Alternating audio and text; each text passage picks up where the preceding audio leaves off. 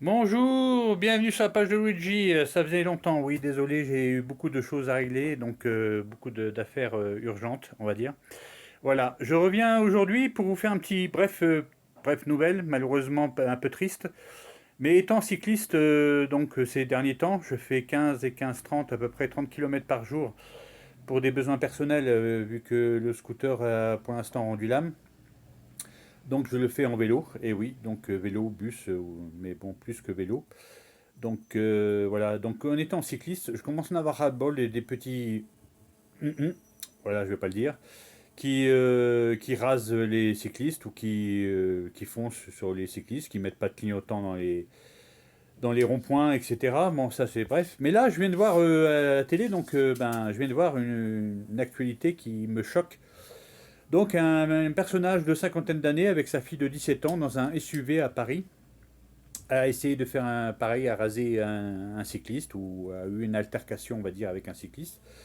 Le cycliste, bah, qu'est-ce qu'il a fait comme Luigi fait régulièrement aussi sur le bossé, n'est-ce pas? Pour ceux qui sont sur le bossé qui se reconnaîtront, eh ben il tape sur la voiture. Moi, je tape pas sur la voiture, ferme le, je ferme le rétroviseur.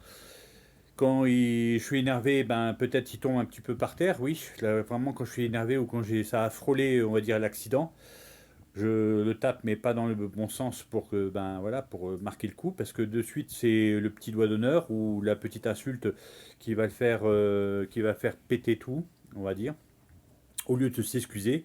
C'est extrêmement rare ceux qui s'excusent. Donc je reviens sur le fait divers. Donc la personne a tapé sur le SUV.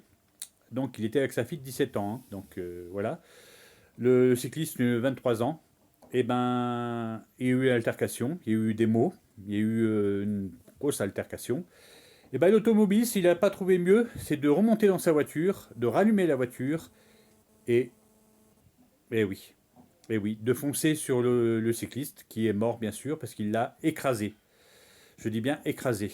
Donc j'espère que cette personne-là ne sortira pas de garde à vue, hein, comme l'accident de moto pour la petite fille de 7 ans qui n'a pas fait exprès, mais qui a fait un cabrage avec sa moto. Pas une 50, hein, une 600 600, une grosse moto. Donc là, bah, ce cycliste-là est mort pour une altercation bête, pour une altercation avec un SUV. Donc j'espère que le propriétaire, il regrette aujourd'hui, et ça c'est sûr qu'il va regretter, mais qu'il ne va pas sortir de garde à vue, que la justice va faire son travail.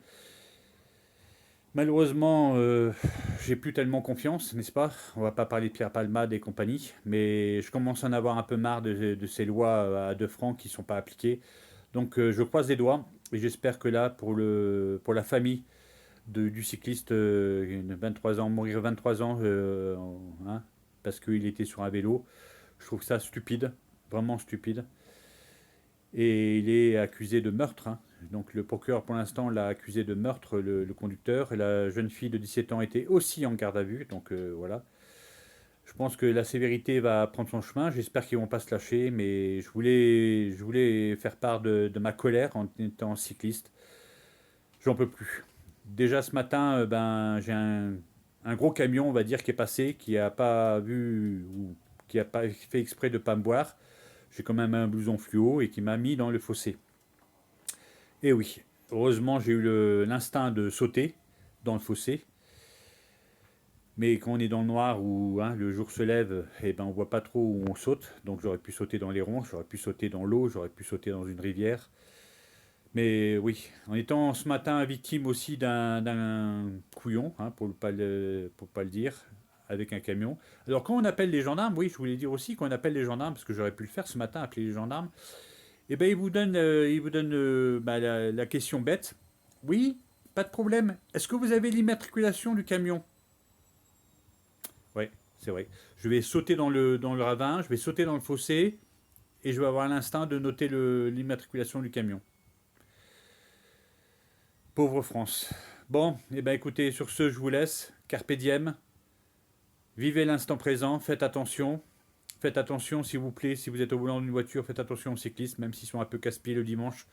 À plusieurs de rouler tranquillo, paisiblement, mais il y en a plein qui font comme moi, qui prennent le vélo, c'est pour aller travailler aussi, ils vont pas que des loisirs.